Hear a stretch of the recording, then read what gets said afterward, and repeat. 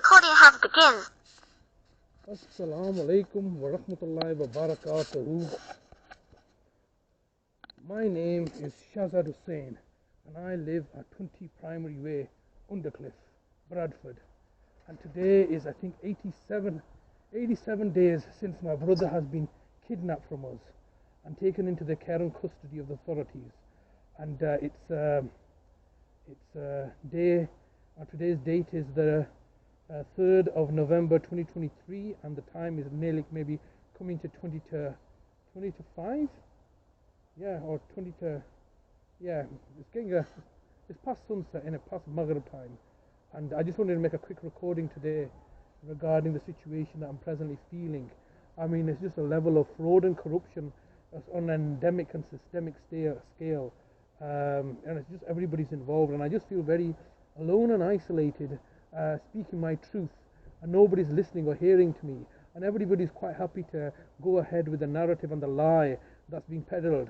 And it's just, your voice becomes drowned out after a while, because I've just had lengthy conversations with the court and tribunals today, and it just seems to me that they're all at it, all fraudulent and corrupt, and all looking to peddle their own lies and deceptions under the veneer of respectability and professionalism, and doing everything above board. It's all a contrivance, a facade, a deception.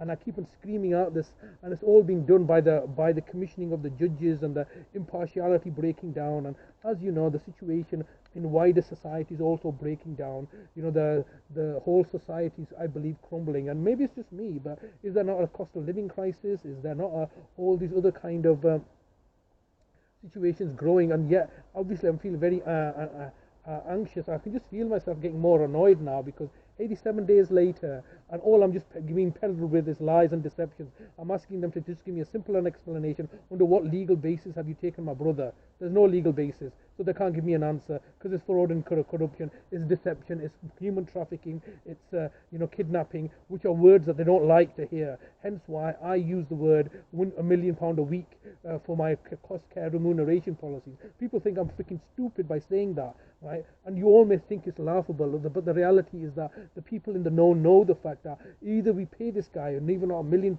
we have to pay him £1, we can't afford to pay him £1, but alternatively we have to come to the conclusion that we're committing slavery, domestic slavery. And that's the ultimate question here, that they're not able or willing to come to conclusions of, is that the whole of the healthcare sector, I think the last time I discovered it was about 120 billion pound to run. No, I think it was just under 100 billion pounds to run the NHS. No, let me just see if my memory serves me correct. I think it was something like 110 or 12 billion pounds to run the NHS, and yet it was 120 billion pounds that were being saved by the exploitation of informal carers like myself. So we, the 6 or 7 or 9 or 12 million people, or whatever the latest figures is, saves the society an exorbitant amount of money, more than the NHS cost of the NHS, and yet because we're not paid properly, we are being degraded and humiliated and treated with disdain and contempt, and not just by the authorities but by everybody. I'm a victim of a society that's failing, that's failed to appropriately respect the dignity and rights of carers like myself, that are acting selflessly. And those people are no doubt my compatriots. The carers in the society are some of the most kindest and decentest people that you'll meet, and they're up against a society of corporations and executives and professionals that are some of the most malevolent and benign, and some of the most malevolent and vicious and malevolent and evil people that you'll meet, that do not have the psychopaths. Basically, you got empaths and psychopaths.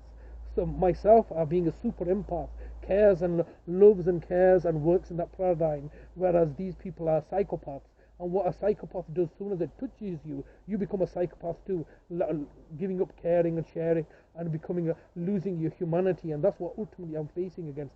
Everywhere I'm going, I'm seeing, monsters under the guise of, acting human. I just see monsters everywhere. And maybe I'm becoming delusional or something like this. I'm obviously under a lot of strain, but let me just explain this to you. I'm a highly resilient person. I've been doing this for 23 years, and this is how I cope. I will never break down as they want me to break down, because obviously now I know I have a purpose and a meaning. I can assure now that anybody that has a purpose and a meaning in life does not want to die, and will not die, and becomes very, very powerful because you have purpose and meaning in your life. What's the purpose and meaning in your life? To get up, have some breakfast, take your children to school, and then go work for your slave masters at an organization who order you, who drill you, who tell you what to do, in order for you to get a paycheck so you can pay off the debts, in order the house that you live in, to pay off the mountain of debt that you're in, and ultimately to be depressed. That's ultimately the rat race that they got you chasing. And now they even think we're not even going to give you a job anymore. We don't even want to give you any houses anymore. Everything's falling apart. But I think I'm a little bit more animated and agitated. I think because I'm just dealing with such. I was went to Jummah today, and it's not the case that it's the corporations and the psychopaths are like white indigenous people. It's not true. It's not simply the case. It is also the Asian people, the Pakistanis, the Muslims that I'm having to deal with. They simply don't care. The world has lost caring. Where's all the love gone? As the Black Eyed Peas says, there is no love left. There's no hirs, there's no muhabbat left, there's no family left. All it is this paper money that everybody's chasing and drowning in debt as a consequence. You've all been fooled, you've all been lied to, and the sooner you wake up, the sooner you realize. And if you don't want to wake up and you want to be blinded by everything, then look into my story. Look at the way I've been victimized. Look at the way my brother's been taken away. Look at the way that my mother's been murdered. Look at the way that my father's been murdered, and look at the way that my brother's been murdered. And you know what is? You don't want to look into this, because you know the reason you don't want to look into any of this is because it serves your agenda to perpetuate the lie that keeps you comfortable. And that's what it comes down to. People are comfortable in telling the lies. No, people are comfortable peddling the lies because it serves their own personal ease and comfort, so they don't have to stand up. So everything's fine, nothing's wrong, I don't need to do anything.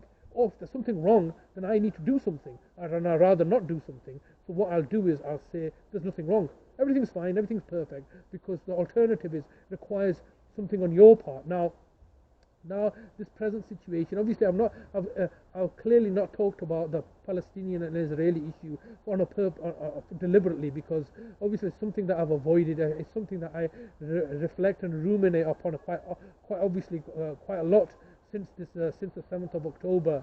I've chosen not to talk about it because it doesn't serve my agenda and purpose. But can you understand that situation is now begging the question, whose side are you on? Are you on this side or are you on that side? That first question was put to everybody on 9/11. Are you with us or are you with the terrorists? And you can see the axial of power. The local, the American then was saying, who are you with us or are you against us? Then the COVID came and they said, are you with us or are you against? Are you a COVID denier? And then now it's which side of the Palestinian or Israeli crisis are you on? I can see some alarm bells going off. I'm just going to end it early here, but yeah, I'm not going to be killing myself.